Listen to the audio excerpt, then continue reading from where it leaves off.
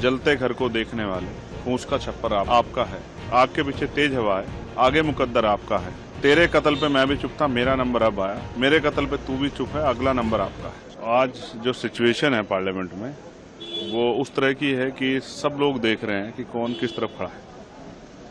जैसे कल से चला है कि आर पार, मैं आर पार नहीं कहूंगा कि ये एक ऐसा समय है कि देश में जो कमजोर तबका है वो सबकी तरफ देख रहा है कि आज उनके साथ कौन खड़ा होगा, या कौन सिर्फ उनसे राजनीतिक लाभ चाहता है, या कौन जो है सिर्फ उनसे झूठे वादे कर रहा था, किसको वोट देके वो गुमराह हुए हैं, ठगे गए। ये सब देखने का समय है और पूरे देश का ध्यान आज पार्लियामेंट की तरफ है। मैं शुरू करूंगा उन लाइनों से कि जलते घर को देखने वाले, फूंस का छप्पर आपका है, आग के पीछे तेज हवा है, आगे मुकद्दर आपका है।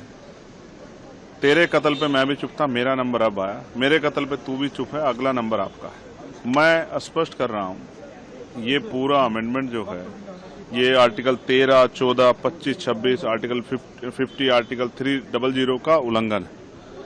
ये धार्मिक स्वतंत्रता का ऊपर जो है प्रहार है। ये उनकी वक्फ की जो संपत्तियों पर, उन पर मुसलमानों के अधिकार के ऊपर प्रहार है। ये उनके जो है उनके ऊपर जो है जबरन अपनी विचारधारा को थोपने का और उनके अधिकारों को लूटने का जो है और वक्फ की संपत्ति को लूटने का जो है, ये एक तरह का जो है पूरा जो है सरकार ने एजेंडा बना। इसलिए हम लोग इसको अपोज कर रहे हैं क्योंकि संविधान के खिलाफ है।